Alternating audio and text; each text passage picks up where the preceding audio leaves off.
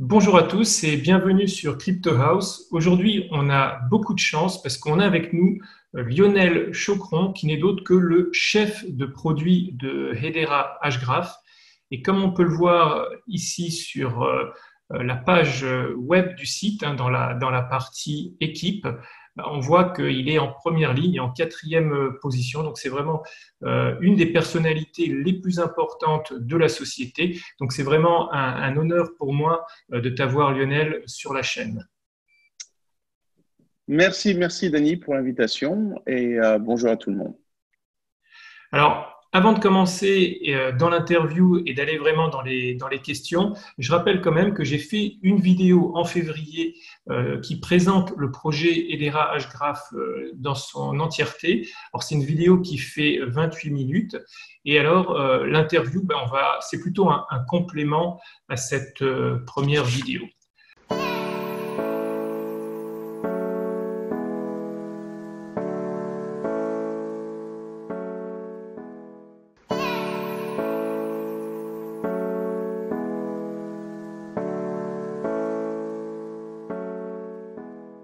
Alors, la première question, c'est déjà, comment est-ce que tu es entré dans le monde des cryptos? Comment tu es rentré aussi dans le monde de la blockchain, si on peut dire blockchain ici pour Hedera? Ah, absolument. Donc, en fait, je suis rentré dans l'équipe d'Edera il y a à peu près un an et demi. Au préalable, j'étais dans le monde de la technologie pendant une dizaine d'années chez Cisco, responsable de tout ce qui était technologie émergente au niveau de l'Internet des objets. Ok, Responsable, j'ai monté la division Internet des objets chez Cisco pendant et je l'ai géré pendant 6 ans. Puis j'ai rejoint Oracle, une autre entreprise de technologie. Je suis basé sur la côte ouest des États-Unis, à San Francisco. Donc j'ai d'accord. rejoint Oracle, dont le siège est à San Francisco aussi.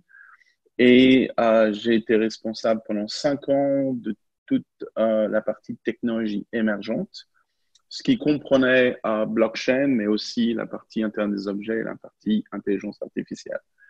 Ce qui était assez marquant sur la partie blockchain, c'est que nous avions développé, il y a déjà 3 ans chez Oracle, une offre produit blockchain as a service dans le cloud, qui était principalement focalisée sur Hyperledger, sur les réseaux privés. Mhm. Et on avait une demande croissante de plus d'une centaine de clients en 6 mois qui étaient prêts à avancer sur des projets, qui avançaient sur des projets. Mais ce qui était assez évident pour nous, c'est que ces projets allaient, pour beaucoup, aller évoluer euh, sur des projets à long terme de déploiement sur un réseau privé, mais qui avait une attente, un intérêt grandissant de comprendre comment on pouvait aussi utiliser un réseau public et avoir une sorte de modèle hybride. À Ok. l'époque, aucune des solutions technologiques que nous avions en face de nous ne permettait de répondre aux besoins des entreprises en termes de sécurité, en termes de performance, en termes de gouvernance, jusqu'à ce que je sois amené à croiser le chemin des deux cofondateurs de Hedera, D'accord. Manson Lehman. Et Dr. Lehman, en fait, est l'inventeur du Hgraph, qui est la technologie sous-jacente à Hedera, et qui, après avoir regardé en détail et avoir fait une analyse très poussée de l'algorithme du consensus et de ce que Dr. Lehman Baird expliquait déjà sur le marché dès 2017, il est apparu très très clair pour moi que Hedera avait résolu nativement ce que beaucoup d'autres essayaient de résoudre en rajoutant du sharding, du off-chain, des couches d'optimisation, et Mhm. que d'un point de vue technique, Hgraph était cette génération, cette troisième génération d'acteurs dans le monde du blockchain qui allaient en fait répondre aux besoins des entreprises. Et donc, ils m'ont à l'époque proposé de rejoindre l'entreprise pour diriger la partie produit et go-to-market. Et c'est ce que j'ai fait il y a à peu près un an et demi. D'accord, parfait. C'est un beau parcours en tout cas. Euh, Même si j'ai présenté donc Hedera hgraph, est-ce que quand même en 2-3 minutes, tu peux présenter ce que c'est comme projet? Bien sûr. Donc, Hedera est un réseau DLT, donc Distributed Ledger Technology public, et gouverné par un conseil de très larges entreprises mondiales qui a pour objectif de répondre aux besoins de déploiement à grande échelle et de sécurité des entreprises. J'insiste, c'est vraiment l'idée d'avoir un réseau public qui sera complémentaire au réseau privé. Et j'expliquerai plus en détail ce que je veux dire par là un peu plus tard dans la discussion, qui a pour but de répondre aux besoins des grandes entreprises. Aujourd'hui, peu de réseaux publics ont la capacité, en termes de performance, sécurité, latence et autres, de répondre à ces besoins-là. Et Hedera se positionne dans cet objectif-là. Il a été conçu dès le départ pour soutenir les applications existantes et futures à l'échelle de l'Internet. Et le mot échelle de l'Internet est absolument critique, car ici, on parle de performance à grande échelle, au-delà de 10 000 transactions par seconde, ce qui est aujourd'hui, en fait, la performance du réseau aujourd'hui telle qu'on l'a et qu'on est déjà en train d'optimiser au-delà de 10 000 transactions par seconde. Et donc, de fournir à cette couche une couche de confiance de l'Internet. Et c'est pour ça qu'on s'intitule, on se présente comme étant the trust layer of the Internet, comme étant, en fait, cette couche de confiance qu'on ajoute à Internet, mais qui est basée sur un réseau public gouverné par de grandes entreprises pour des performances de type entreprise. Ce qui a été assez clair pour nous, c'est que les prérequis pour l'adoption générale de réseaux publics DLT demandaient 4 choses. Performance, sécurité, stabilité et gouvernance. Performance et sécurité, je reviendrai plus tard, mais j'expliquerai pourquoi de manière native, Hedera résout des problèmes de performance et de sécurité que d'autres algorithmes et de protocoles de consensus ne sont pas à même de faire aujourd'hui de manière native. Mais ce qui est aussi important de comprendre, c'est le côté stabilité et gouvernance. Je vais commencer par la gouvernance. Hedera est gouverné, donc en fait, le conseil d'administration d'Hedera est un groupe aujourd'hui de 14 entreprises mondiales, dont je vois que tu as montré la page sur le site. On voit des entreprises comme Google, IBM, Boeing, Deutsche Telekom et d'autres, Wipro et d'autres, qui sont en fait, le but, c'est d'avoir une gouvernance décentralisée qui va représenter à l'échelle mondiale sur tous les continents un groupe de 39 entreprises qui vont avoir la responsabilité de gérer, de gouverner l'évolution de ce réseau pour que ce réseau devienne à terme un réseau utilisé à grande échelle par le monde des entreprises. Aujourd'hui, on a 14 acteurs. En fait, je crois que on n'a pas encore annoncé les 2 derniers qu'on a signés. Donc, on a 14 acteurs dont certains vont être annoncés prochainement. Et l'idée, c'est qu'on continue à inviter et à grandir ce groupe de conseils d'administration pour que en fait, le réseau soit gouverné de manière décentralisée au niveau mondial, au niveau de à peu près une quinzaine de différentes industries.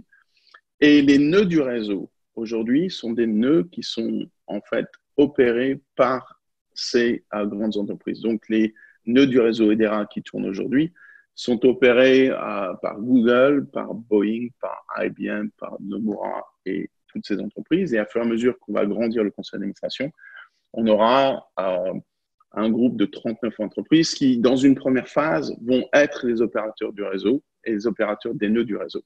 Dans des phases futures, on aura une ouverture de la gouvernance de ces nœuds à d'autres entreprises qui ne seront pas formellement partie prenante du conseil d'administration. Et à terme, ça sera un réseau qu'on aura comme ouvert à tout le monde dans le but d'avoir des nœuds du réseau qui, à terme, pourront être gérés par toi et moi dans un cadre de réseau complètement ouvert et public tel qu'il est aujourd'hui. Cette partie gouvernance est absolument critique dans la mesure où le monde des entreprises qui s'intéressent au monde du blockchain public, mais qui recherchent des niveaux de performance, de sécurité, de stabilité, reconnaît le besoin d'avoir une gouvernance entreprise tout en sachant que, bien sûr, les nœuds du réseau sont tous opérés sur la même technologie HGraph et qu'au final, c'est un réseau public sur lequel tout le monde peut développer des cas d'usage et développer des applications. Le deuxième élément, c'est la stabilité. C'est un réseau dont la gouvernance a décidé qu'il n'aurait pas de forking, de fourche de la technologie. Donc, c'est un élément de stabilité qui est très important pour le monde des entreprises. Comme tu peux imaginer, si une entreprise développe un cas d'usage sur un réseau X et que ce réseau venait à fourcher, à forquer, il y aurait l'état de leur transaction qui serait dupliqué sur deux réseaux. Et dans le monde de l'entreprise, qui est un monde qui a l'habitude en fait de gouverner ses propres transactions, soit dans leur data center, soit dans du cloud aujourd'hui, l'idée d'avoir l'état de leur transaction qui va fourcher sur plusieurs réseaux était quelque chose qui est difficilement acceptable. Et donc, il y a une garantie de stabilité et donc de non-forking qui, en fait, est gouvernée par ce conseil d'administration. Donc, voilà, c'est ce que fait Hedera aujourd'hui. C'est un réseau adressé au monde de l'entreprise avec le but de répondre au déploiement à grande échelle et de sécurité. D'accord. Donc là, effectivement, tu as présenté la partie gouvernance, mais Hedera HGraph, bon, il y a le mot HGraph dedans, hein, donc c'est pas vraiment une technologie blockchain, c'est quelque chose qui remplit un peu le même objectif. Est-ce que tu peux en dire un petit peu plus sur la technologie HGraph et en quoi ce serait meilleur peut-être que la technologie blockchain? Absolument. La technologie HGraph est un registre distribué, mais ce n'est pas une chaîne de blocs, ce n'est pas une blockchain. D'accord. La grosse différence, et tu l'as très bien expliqué dans ta vidéo, Dani, donc je ne vais pas rentrer trop en détail, mais en fait, l'idée, c'était que Dr. Lemonberg, qui est un des cofondateurs, un des deux cofondateurs d'Hedera, est un mathématicien de longue date, très reconnu aux États-Unis, professeur à Carnegie Mellon, responsable dans l'armée de l'air américaine, de recherche dans tout ce qui est intelligence artificielle depuis des années. Quelqu'un qui est une pointure au niveau mathématique et qui, il y a à peu près 5 ans, s'est dit il doit y avoir un moyen de manière native à pouvoir gérer des réseaux distribués et d'augmenter la sécurité et la performance. Et c'est de là qu'il est venu avec deux types d'innovations principales.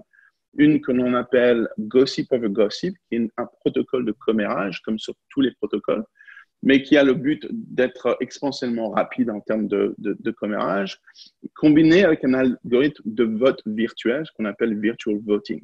Et donc, à tout moment, un nœud est capable de savoir quelle est l'information qu'ont tous les autres nœuds du réseau et de pouvoir déterminer de manière virtuelle quel serait le vote de ce nœud et des autres nœuds du réseau sur la finalité d'une transaction ou du consensus sur une transaction.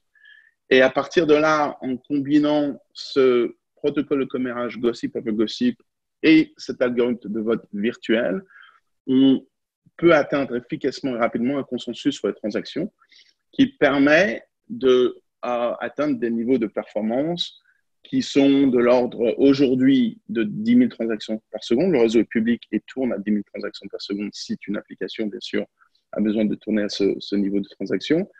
On est dans des coûts de transaction qui sont extrêmement bas, de l'ordre du centième de centime, sur un modèle qui est basé sur du proof of stake. Donc, ce n'est pas un modèle de proof of work. Donc, on revient dans des modèles optimisés de proof of stake qui ne nécessitent pas de forte consommation électrique. On est aussi dans un modèle qui nous permet de garantir une finalité des transactions en quelques secondes. On parle de 3 à 5 secondes sur notre site, mais on voit en moyenne des transactions arrivant à finalité en 1 à 3 secondes. Bien sûr, 3 à 5 secondes, c'est déjà très rapide. 1 à 3 secondes, c'est encore plus rapide. Mais on a une garantie, 100% de garantie d'une finalité en très peu de temps. Et le protocole nativement est basé sur un niveau de sécurité le plus élevé pour les réseaux distribués. Pour ceux qui sont très techniques au niveau de sécurité, c'est ce qu'on appelle le Asynchronous Byzantine Fault Tolerant, qui est en fait le niveau le plus élevé de sécurité qui est mathématiquement prouvable. C'est pas seulement ce que moi je dis ou d'autres disent, c'est ce qui est mathématiquement prouvé et qui a été en fait mathématiquement prouvé par des universitaires américains. En l'occurrence, Carnegie Mellon a fait une preuve qu'on appelle une preuve de sécurité qu'on appelle COQ, qui est en fait un modèle de preuve algorithmique en utilisant les ordinateurs, qui est un modèle qui est inventé par les Français. Et ce modèle-là, tout le monde peut aller l'analyser, l'intégrer, le mettre à mal si besoin. Mais en fait, cette preuve-là mathématique analysée par les ordinateurs est en fait maintenant publique. Carnegie Mellon a en fait dit, oui, nous confirmons que hgraph permet d'avoir ce niveau de sécurité. Et tout ça est fait de manière native, c'est-à-dire c'est fait sur un seul shard. Il n'y a pas 2, 3 shards, 50 shards. C'est fait tout on-chain. Il n'y a pas d'optimisation off-chain. Donc, on a aujourd'hui la possibilité, grâce à une innovation assez incroyable de Dr. Liebenberg, de résoudre de manière native et d'avoir le type de performance et de sécurité que d'autres réseaux et que d'autres technologies algorithmiques ne peuvent pas atteindre aujourd'hui. Et c'est ce qui, pour être très, très franc, moi, j'ai rejoint Hedera après avoir vu une vidéo. Alors, j'en ai vu 50, bien sûr, mais il y avait une vidéo de Dr. Liebenberg qu'il a faite en 2017, à l'époque, à l'université de Harvard. Et c'était une sorte de cours qu'il faisait à des élèves de mathématiques, de technologie. Donc, c'est une vidéo filmée dans le cadre d'un séminaire de Harvard. Et pour ceux qui sont intéressés, la vidéo est un peu longue, je l'accorde, je crois qu'elle a plus d'1 heure, mais pour ceux qui veulent vraiment comprendre pourquoi hgraph a révolutionné en termes d'innovation technologique et mathématique le monde du blockchain, c'est parce que Dr. Liebenberg a en fait mathématiquement développé quelque chose qui est extrêmement puissant et extrêmement performant, extrêmement sécurisé. Et c'est ce qui, moi, m'a séduit parce que c'est là que j'ai compris, et pas seulement moi, comme tu peux imaginer, les entreprises qui nous rejoignent sur le conseil d'administration ne sont pas payées, ne font pas ça parce qu'il va y avoir un retour financier direct de faire partie du conseil d'administration. Il y a plus à risque pour elles de s'aligner à un projet tel qu'Hedera, qui est une petite entreprise, on est encore une petite entreprise, et de s'aligner à un projet blockchain en mettant leur marque, leur nom, IBM, Boeing, Swisscom, Nomura, etc., aligner à un projet.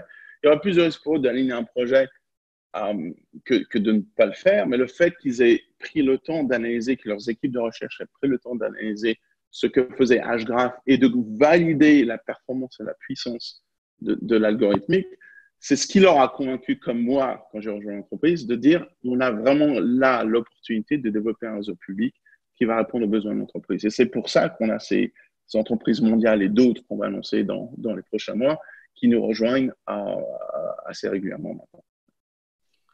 Alors, on voit effectivement, bon, sur le papier, on le voit aussi sur le site web, hein, Hedera hgraph est plus performant, ça coûte moins cher, les confirmations sont plus rapides, mais aujourd'hui, la blockchain la plus utilisée, bon, c'est Ethereum, dans 90% encore des smart contracts, hein, ça passe même plus de 90% par Ethereum.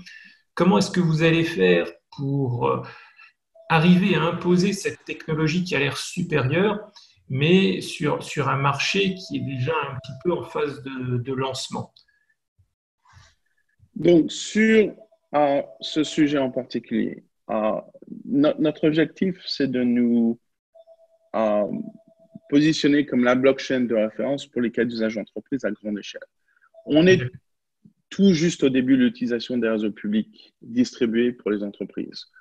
Et oui, Ethereum est un réseau absolument majeur et adopté en termes d'utilisation pour les smart contracts. Mais quand on regarde en termes d'utilisation entreprise, c'est absolument minime aujourd'hui.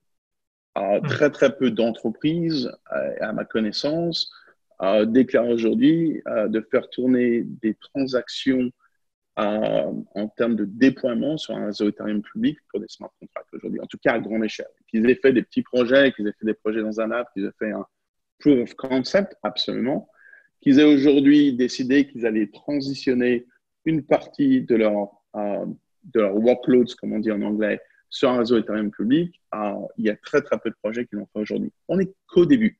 Aujourd'hui, le problème, c'est qu'on a déjà atteint quasiment la capacité de performance d'Ethereum. Et au-delà du fait qu'il y a des projets qui sont là pour optimiser la performance d'Ethereum, il y a énormément au niveau de la performance en soi, au niveau des coûts, au niveau de la latence, au niveau de la finalité des transactions, au niveau de la sécurité et autres. Il y a énormément de questions qui sont posées qui font qu'aujourd'hui, la plupart des grandes entreprises, bien sûr qu'intéressées par ce qu'a innové Ethereum, et félicitations, ils ont vraiment créé une industrie, et eux, Bitcoin ont créé une industrie. Aujourd'hui, il y a très, très peu de projets. On n'est qu'au début de l'utilisation. Et donc, nous pensons que la performance native de notre réseau, que le niveau de sécurité, que la complémentarité de notre réseau au réseau privé, je pourrais en parler plus tard, que notre gouvernance entreprise et que la stabilité du réseau, donc pas de forking, sont des éléments que nos clients recherchent, qui leur donnent confiance d'investir dans notre technologie aujourd'hui. On n'est qu'au début. 14 transactions. Je crois que Ethereum fait à peu près 1 million de transactions par jour. Juste pour et Ethereum existe depuis maintenant, je ne veux pas dire de bêtises, 3 ans, 4 ans, quelque chose comme ça, voire plus. Oui, nous, on a lancé notre réseau il y a exactement 6 mois maintenant. On tourne aujourd'hui, je regardais avant de te rejoindre sur cette interview, je regardais aujourd'hui, on a eu hier plus de 1,1 million de transactions dans la journée et qu'aujourd'hui, on tourne, ce qui correspond à peu près à 13, 14 transactions par seconde, 10, 11 transactions par seconde. Et aujourd'hui, on a, depuis quelques heures ce matin, déjà à peu près 14, 15 transactions par seconde. Sur notre testnet, on a des applications qui tournent à 100 transactions par seconde aujourd'hui, qui sont des applications qui aujourd'hui se développent sur notre testnet, qui ont l'objectif de transitionner sur le mainnet, qui est donc notre réseau public principal, qui lui a été lancé dès septembre 2019. Donc, il y a absolument aujourd'hui une dominance au niveau des contrats intelligents d'Ethereum, mais aujourd'hui, on n'est qu'au début de l'utilisation et je ne vois pas aujourd'hui une mouvance vers l'utilisation d'Ethereum en tant que réseau public, je ne parle pas d'Ethereum en tant que réseau privé, qui soit majeure aujourd'hui. C'est la raison pour laquelle, quand on a une entreprise comme Google, quand on a une entreprise comme Boeing, quand on a une entreprise comme Dutch Telecom et autres, ou Wipro, qui est un des leaders mondiaux dans le monde des systèmes d'intégration, qui a, je crois, Wipro a 250 000 employés dans le monde et travaille sur des projets d'intégration IT quasiment sur tous les continents. Quand ces entreprises ont décidé d'aligner leur nom à notre projet, ce n'est pas parce qu'ils veulent nous faire une fleur, c'est parce qu'eux ont analysé, parce qu'eux travaillent depuis 5 ans, voire 6 ans, voire 7 ans sur des projets de blockchain pour leurs propres clients, qu'ils ont quasiment testé toutes les blockchains sur le marché, qu'ils ont fait des projets Ethereum public, Ethereum privé, qu'ils ont fait du Hyperledger et qui développent principalement sur des réseaux privés aujourd'hui, mais qu'ils comprennent que la nécessité d'avoir un réseau hybride avec un réseau public est absolument critique et que pour ce faire, il va falloir atteindre des niveaux de performance et de sécurité et qu'aujourd'hui, on commence juste à voir, à pointer du nez ce que sont les cas d'usage qui vont nécessiter cette performance. Aujourd'hui, nous, on a des cas d'usage sur lesquels je peux parler à très haut niveau, au niveau tout ce qui est advertising, donc la publicité, au niveau de tout ce qui est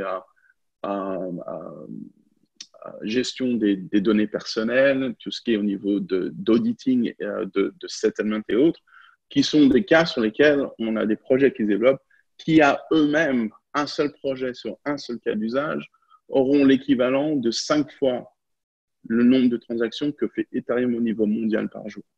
Et ça, c'est un projet, un cas d'usage. Donc, je pense qu'on est juste au début. On n'a pas la prétention d'être un remplacement d'Ethereum. Ethereum est un leader absolument incontesté. On a la prétention de pouvoir répondre à un besoin des entreprises dans des besoins de performance et de sécurité ultimes. C'est là où on se positionne. D'accord. Peut-être parlons un petit peu sur le futur. Alors, si je vais ici, voilà, on a la roadmap. Donc, tu as dit le mainnet a été lancé. Par contre, j'ai vu qu'il y a quelque chose qui peut intéresser beaucoup d'utilisateurs et beaucoup de possesseurs de tokens par rapport à la gouvernance, c'est tout ce qui est alors stacking. Alors, je ne sais plus où c'est ici sur la roadmap, mais j'ai lu que donc bientôt vous allez développer du stacking puisque c'est un proof of stake et ça va s'appeler le proxy stacking. Alors, est-ce que tu peux nous en dire un petit peu plus? Voilà, je crois que je suis sur 2019, alors il faut que j'aille sur 2020 et, et un petit peu peut-être, parce qu'il n'y a pas de date non plus ici, voilà. Est-ce qu'il y a déjà des dates qu'on peut commencer à annoncer ou c'est encore trop tôt? Alors, c'est un peu trop tôt, mais je peux te donner en gros l'évolution de la roadmap sur les 9 à 12 mois qui viennent. Donc, on a Oui, lancé le réseau en septembre 2019. On a aujourd'hui 4 services qui sont opérationnels. Un service de crypto-monnaie qui bénéficie de toute la performance et le bas coût ou le coût très bas pardon, de transactions sur notre réseau. On a un service de contrat intelligent de smart contract qui en fait est comparable au service Ethereum au sens où si quelqu'un a développé un smart contract sur Ethereum en utilisant Solidity, il peut le mhm, transférer de manière identique sans changer une ligne de code sur la partie EDA. On a un service de fichiers qui nous mhm, permet de faire du stockage sécurisé et permet de contenir le cachet d'un document externe et qui est utilisé dans des use cases d'auditing ou des use cases de decentralized identity, tout ce qui est identity management.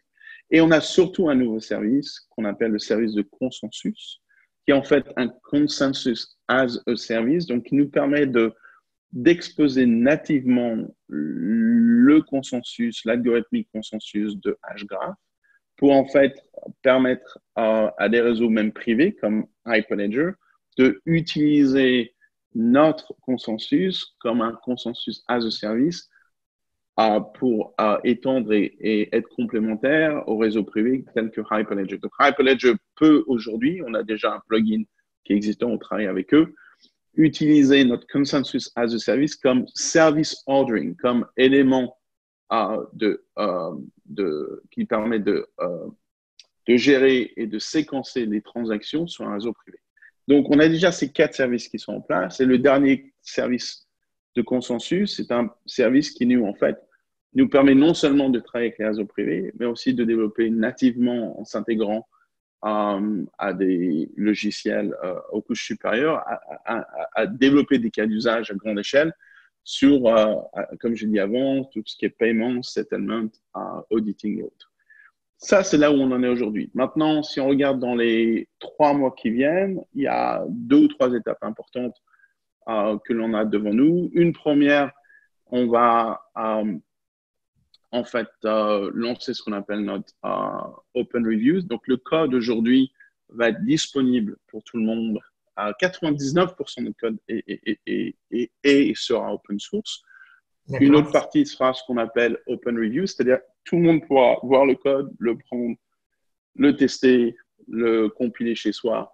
Mais c'est la partie, le 1% du code est une partie du code qui restera à la disposition d'Edera, mais qui sera visible par tout le monde. Donc, tous ceux qui aujourd'hui pourraient remettre en doute, est-ce que vraiment tout ce qu'ils disent se passe comme ils le disent? Est-ce que c'est vraiment un Mhm. code qui permet d'atteindre ce type de performance, de latence et autres? Ben, il n'y aura pas de meilleure façon que de dire, ben, je prends ce code-là à 100%, je le compile chez moi et je le teste dans tous les angles possibles de test sans avoir besoin de le faire sur notre réseau. Si quelqu'un devait mettre à douter de notre bonne foi, entre guillemets, technologique, ben là, aujourd'hui, on va atteindre cet objectif de open review dans les semaines qui viennent. On va aussi développer énormément d'intégration native de notre réseau avec des couches supérieures au niveau technologique. Et on va lancer des nouveaux features, des nouvelles capabilités qui sont complémentaires de ce qu'on a déjà aujourd'hui, ce qu'on appelle par exemple State Proof. C'est quelque chose qu'on a annoncé en 2017 dans le white paper que Dr. Lehman avait écrit à l'époque, qui en fait permet d'avoir une preuve mathématique et algorithmique que ce qui s'est passé sur le réseau s'est bien passé, de telle sorte que cette preuve est même utilisable en justice. C'est-à-dire, au niveau du système justice, on pourra utiliser ces state proof comme des éléments qui sont utilisables dans le cas d'un consensus avec quelqu'un qui pourrait potentiellement finir en justice. Et donc, on pourra utiliser ce type de preuve algorithmique de manière comme preuve formelle, entre guillemets, pour faire du business avec des partenaires. Donc ça, c'est les mois qui vont arriver et c'est là-dessus qu'on se focalise avec toute une batterie de démonstrations que l'on va faire sur à peu près 5 à 8 différents cas d'usage. Après, on commence à regarder dans la deuxième partie de 2020, en l'occurrence, la partie proxy staking, qui est celle dont tu parlais, qui est de dire est-ce qu'on peut maintenant que le réseau est lancé, qu'il est en place depuis un an, qu'on a, j'espère à ce moment-là, déjà dépassé le nombre de transactions par seconde qu'a Ethereum, qu'on en est maintenant plus très loin et qu'on a déjà passé au niveau d'après, est-ce qu'on peut commencer à ouvrir la possibilité pour ceux qui ont des tokens de faire du proxy staking sur le réseau en soi-même? On y travaille. Je ne vais pas me permettre de mettre des dates sur ce projet-là, dans la mesure où c'est un projet sur lequel on a plusieurs angles d'attaque sur comment le faire et qu'on est aujourd'hui en train de travailler étroitement avec notre communauté pour essayer de comprendre quelles sont les phases 1 et 2 de ce proxy staking qui a le plus de sens pour la communauté. On est en plein dedans. Je pense que ça arrivera en 2020. Bon, il s'avère que on n'a pas fixé une date, mais on espère qu'en 2020, on pourra initier ou annoncer un début de proxy staking. Mais encore une fois, c'est une date approximative. Ce n'est pas quelque chose qu'on a acté sur une roadmap en termes de délivrance du projet pour août, septembre, octobre, novembre. On n'est pas encore à ce niveau-là, mais on y travaille. En tout cas, merci beaucoup déjà d'avoir un peu développé la roadmap. Depuis que je t'ai entendu, je la comprends déjà beaucoup mieux et je comprends l'intérêt de certaines parties là, que je ne comprenais pas forcément quand j'ai lu le site web. Je pense que tu as fait aussi une très très bonne vue globale de ce que c'est qu'Hedera Hgraph et des différences par rapport à une blockchain comme Ethereum. On voit que là, vous êtes vraiment pour l'entreprise et on voit que c'est déjà, même si vous êtes plus récent, on a presque l'impression que c'est plus mature sur certains points. Moi, ce que je te propose, c'est peut-être dans quelques mois de refaire un suivi à l'interview et de regarder certaines nouveautés plus en détail. Avec grand plaisir. Je suis disponible à ta convenance pour avoir une discussion, comme tu dis, dans quelques mois. On pourra parler plus en détail de l'évolution des cas d'usage. On va communiquer plus fortement sur certains d'entre eux. Et sachant aussi que pour beaucoup de cas d'usage qui sont en cours de développement aujourd'hui, nous ne pouvons pas communiquer car nous avons bien sûr la responsabilité de garder la confidentialité de nos clients de leur cas d'usage. Donc ça, c'est quelque chose qui est très important.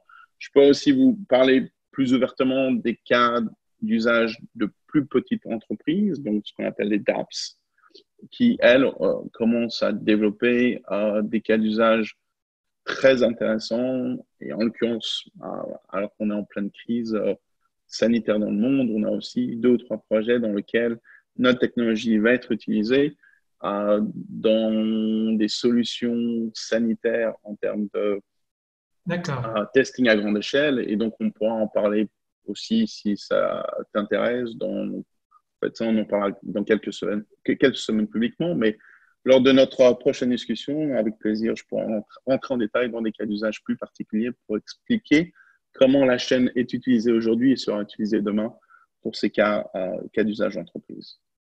Avec plaisir alors. Donc, je te dis merci encore une fois et à bientôt alors. Merci, Dani, et bonne chance pour la suite. Très bientôt. Ciao. Merci.